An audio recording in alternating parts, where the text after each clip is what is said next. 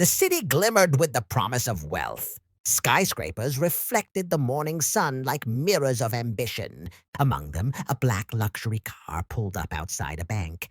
A man stepped out, tall, impeccably dressed, radiating confidence.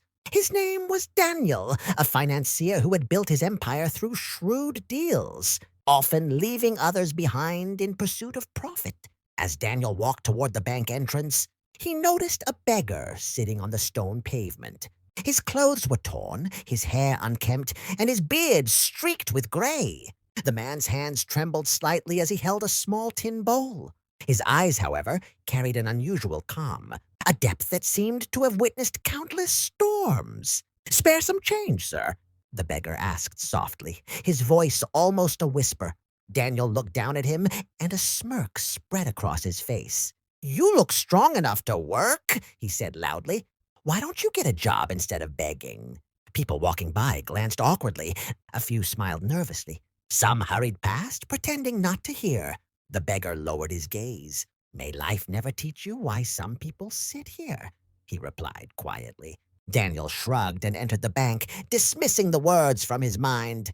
After all, he had wealth, influence, and power. The world was his, or so he believed. Inside, the bank buzzed with activity. Phones rang, employees scurried, and screens displayed numbers that rose and fell with every passing second.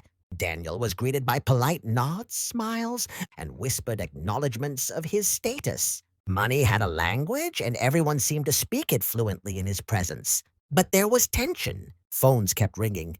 People whispered urgently. Daniel noticed the anxiety, but ignored it, too absorbed in his own thoughts of deals and profits. Suddenly, the bank manager, a man in his 50s with a concerned expression, rushed out. "Has anyone seen him?" he called, voice tinged with panic. "Seen who?" Daniel asked, puzzled. The man outside. The beggar?" the manager replied. Daniel frowned. Curiosity piqued, he followed the manager to the entrance. Outside, the beggar was struggling to stand, leaning on a worn wooden stick. His bowl lay empty beside him.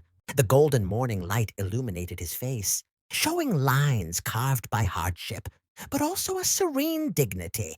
The manager approached him and bowed deeply. "Sir, we've been searching for you for years!" Daniel's heart skipped a beat. Searching for... "Him?" he stammered. The beggar slowly straightened, revealing his frail yet steady posture. And then Daniel saw the reflection in the bank's glass wall. It was subtle, like a whisper, the beggar's younger self. Dressed in a suit, standing proudly in a grand office. Employees bowed in respect. The man who sat before him as a beggar had once been a powerful figure, someone who commanded admiration and authority. The manager's voice rose, filled with reverence. This man founded this bank 30 years ago, during the financial collapse.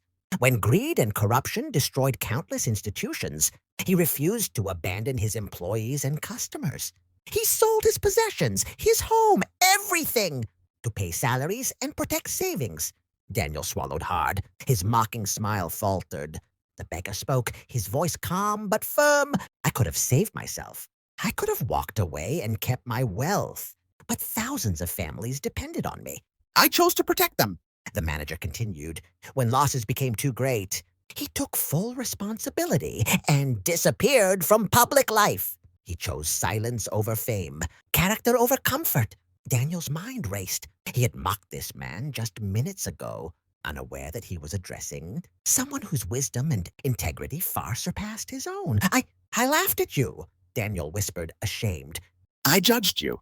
The beggar looked at him, eyes steady, almost forgiving. "It is human to judge," he said, "but it is wiser to understand. True wealth is not in gold or land. It is in what you protect and who you are." Daniel felt a pang in his chest. For the first time, his money seemed heavy, meaningless without meaning, without respect and integrity. The beggar turned to leave, moving slowly, leaning on his stick. Daniel hesitated, then called out, "Wait! Can I do something for you?" The old man stopped, glanced back, and smiled faintly. "Remember this day," he said. "Kindness and humility matter more than power. Never forget that." Then he walked away, leaving Daniel standing on the pavement. feeling smaller than ever in the shadow of someone he had underestimated. The city continued its rhythm, oblivious to the life-changing lesson that had just occurred on one cold pavement. Daniel returned to his office, but he could not return to his old self. That day, he learned something no wealth could teach. Character and integrity are priceless, and judgment without understanding is folly.